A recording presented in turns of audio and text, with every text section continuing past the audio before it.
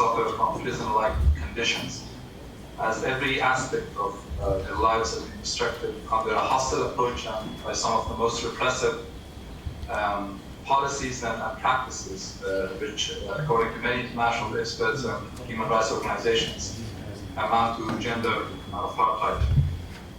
While women's active participation in public life was the hallmark of the two-decade partnership between Afghanistan and the international community, erasing women from public life is at the heart of Taliban repressive and unilateral rule.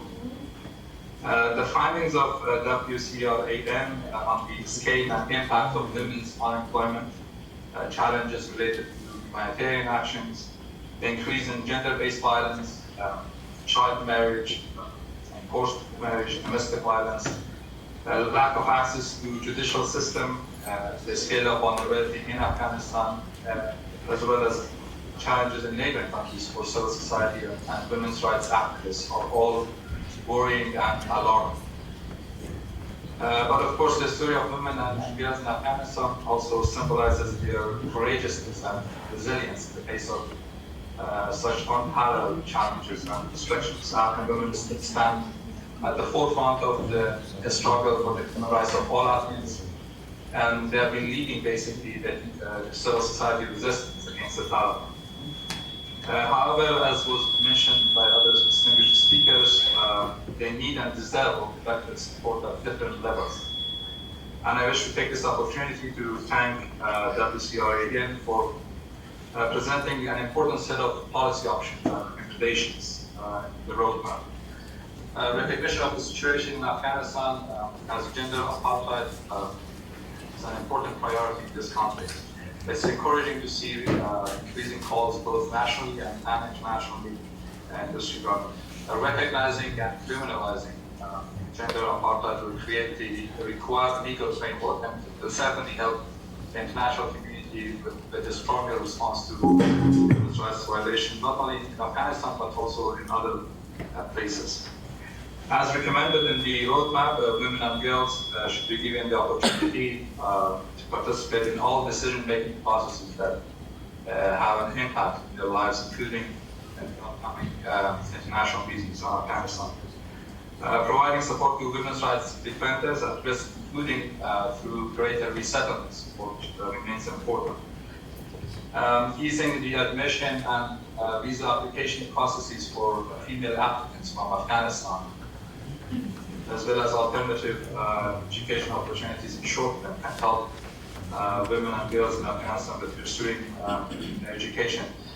As mentioned in the report, helping sustain the activities of women's rights activists and women-led initiatives both inside and outside of Afghanistan is another important priority, particularly when it comes to the advocacy efforts.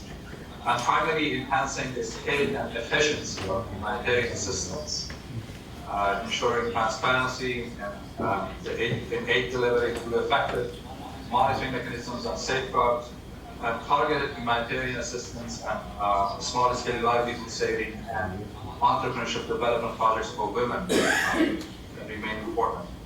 Taking this opportunity, I wish to thank Canada, the United States, and other international partners for continued humanitarian and resettlement support and for keeping the situation of women and girls in Afghanistan high on the agenda.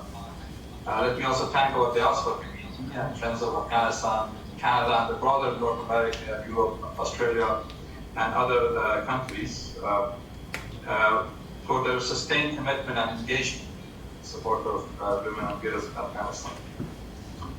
However, addressing the situation of women in Afghanistan requires an effective global alliance and a proactive and unified approach at the global level. One that includes effective joint messaging, strong policy responses, and visible collective actions in support of women and girls, including the structured engagement with democratic forces, civil society, activists, and women's rights defenders. A global alliance of that nature will certainly help us reverse the current dangerous trajectory in Afghanistan to the benefit of the people of Afghanistan and our shared values. Thank you once again for this opportunity, and my team and I at the Ministry of Afghanistan, although we look forward to continued conversation and collaboration with all of you. Thank you.